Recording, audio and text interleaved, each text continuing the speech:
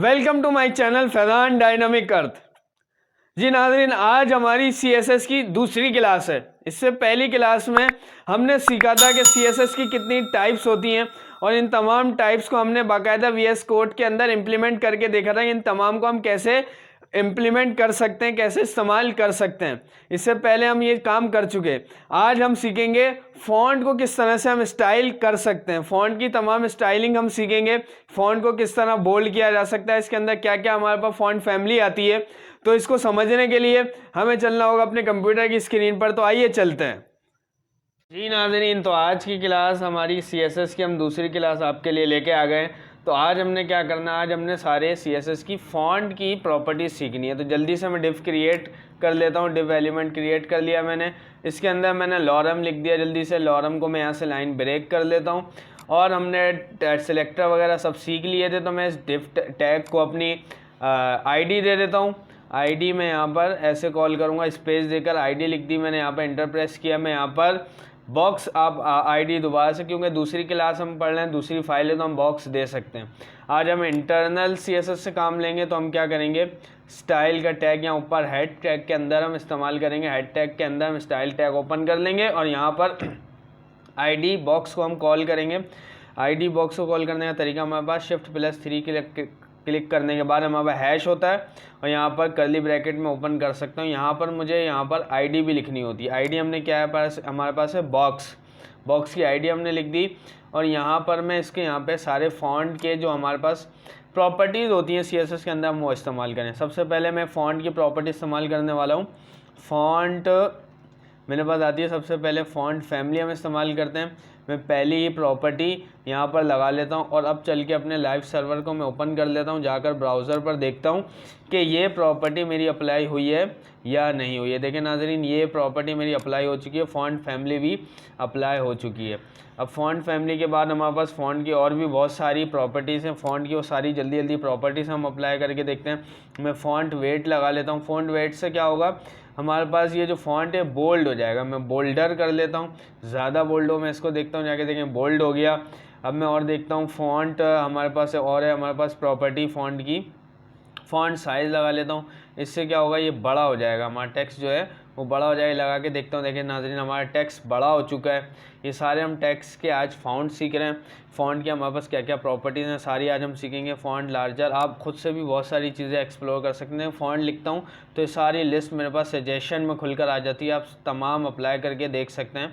मैं यहाँ पर कुछ जो ज़्यादातर इस्तेमाल की जाती हैं वो इस्तेमाल करके मैं आपको दिखा रहा हूँ। फ़ॉन्ट स्टाइल हम देख लेते हैं। फ़ॉन्ट स्टाइल में मैं इटैलिक कर दूंगा तो इटैलिक फ़ॉन्ट स्टाइल मुझे शो हो जाएगा।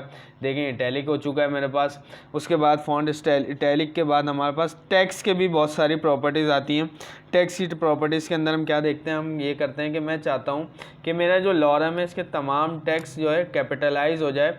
यानी जो पहला लेटर होता है हमारे पास, पहला लेटर वो कैपिटल हो जाए। तो हम उसको क्या करेंगे, कैपिटलाइज के लिए मैं यहाँ ये टेक्स्ट ट्रांसफॉर्म में गया, ये कैपिटलाइज का ऑप्शन आ गया मेरे पास। ये मैंने क्लिक कर दिया। टैब में जाके ब्राउज़र पे जाके देखूँ। देखिए नाज़रीन, हर वर्ड का पहला जो लेटर वो कैपिटल हो चुका है। और अगर मैं तमाम को कैपिटल करना चाहता हूँ तो मैं कैपिटलाइज की जगह मैं अपर केस कर दूंगा। तो ये सारे ही मेरे लेटर आपके पास क्या हो जाएंगे, अपर केस में आ जाएंगे, यानी कैपिटल सारे लार्ज हो जाएंगे। देखिए सारे जो मेरे पास लेटर हैं वो सारे कैपिटल बनकर आ चुके हैं। तो आप इनमें से टेक्स्ट को कुछ भी अपर केस या लोअर केस आप कर सकते हैं। और उसके बाद अब मैं टेक्स्ट शेडो अप्लाई कर, मैं चाहता हूँ मेरे टेक्स्ट में शेडो आए, कुछ पीछे शेडो नज़र आए। मैं क्या करूँगा, टेक्स्ट शेडो की प्रॉपर्टी यूज़ करूँगा।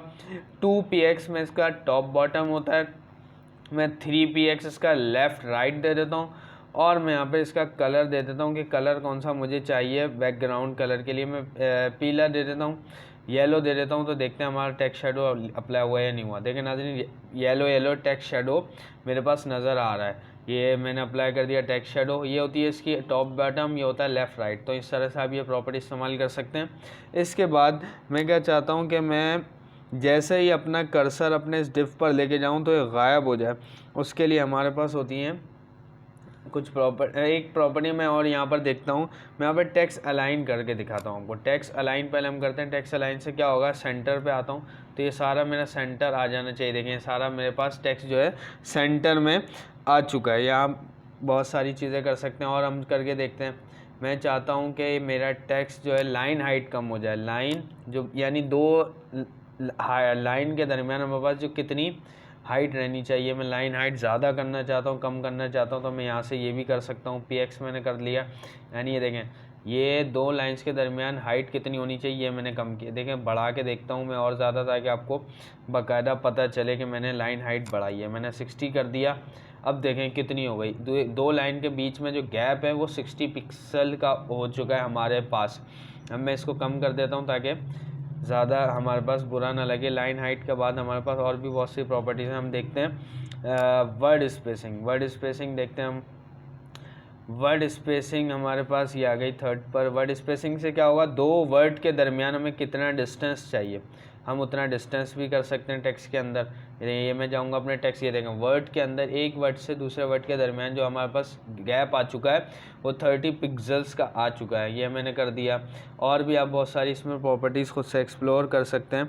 अब मैं जल्दी से आपको एक बात चीज़ बताता हूँ कि मैं ये चाहता हूँ कि ये मैं अपना कर्सर जो है यहाँ लाऊं तो ये जो है ना कुछ हो यहाँ पर। देखें उसके लिए हमारे पास क्या होता है, इसको कहते हैं होवरिंग।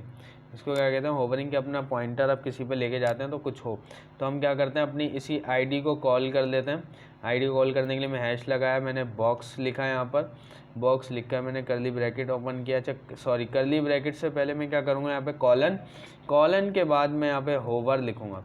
होवर लिख कर मैं ये प्रॉपर्टी अप्लाई करूँगा और मैं यहाँ पे ओपेसिटी दे देता हूँ। ओपेसिटी से नाज़रीन हमने पिछली क्लास में डिस्कस किया था कि क्या होता है, ब्लर हो जाती है चीज़। अब मैंने होवर की प्रॉपर्टी इस्तेमाल की है कॉलन लगाकर। अब देखिएगा मैं जैसे ही अपना पॉइंट ये कर्सर वहाँ लेके जाऊँगा, ये टेक्स्ट जो लिखा हुआ है ये स्क्रीन से गायब हो जाएगा। देखें ये देखें जैसे ही मैं लेके गया ये गायब, मैंने हटाया फिर लगाया फिर गायब, मैंने हटाया फिर लगाया फिर आ गया।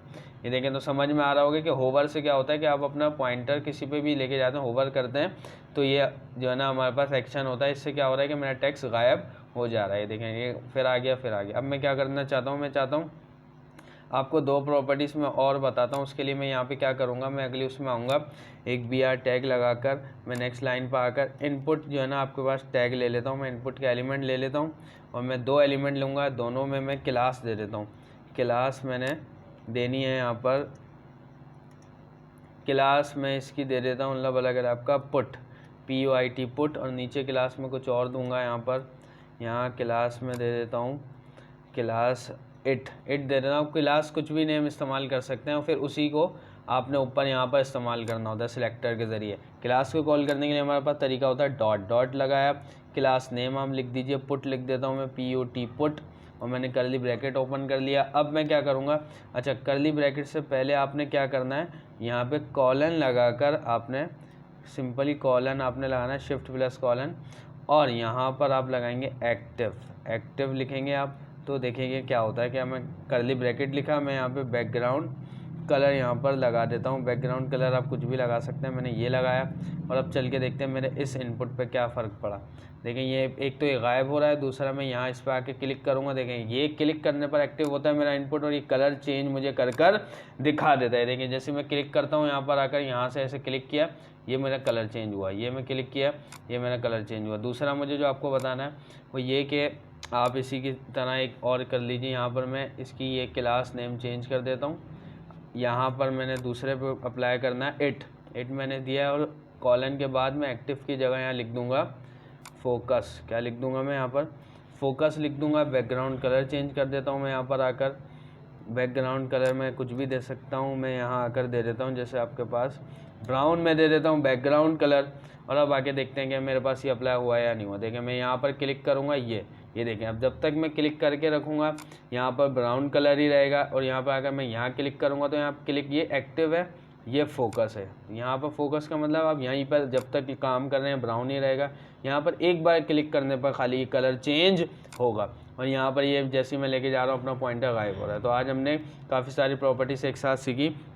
हमने सीखा एक्टिव फोकस किस तरह से इस्तेमाल किया जाता है, होवर कैसे कर सकते हैं हम किसी को भी, फ़ॉन्ट के काफ़ी सारे हमने स्टाइल सीखे, काफ़ी सारी प्रॉपर्टीज़ सीखी आज हमने, बोल्ड करना, साइज़ बढ़ाना, ये सारा आप खुद भी कर सकते हैं। टेक्स्ट शेडो लगाना कैसे कर सकते हैं, टेक्स्ट अलाइन सेंटर, टेक्स्ट को सेंटर कैसे कर सकते हैं, लाइन हाइट, वर्ड स्पेसिंग, ये सारी चीज़ें हमने आज की सीखी।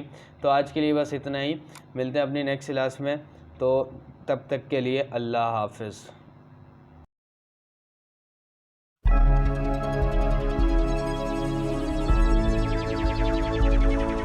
Hey there. Subscribe to my channel and also press this bell icon so you can get latest video notifications. And this is absolutely free.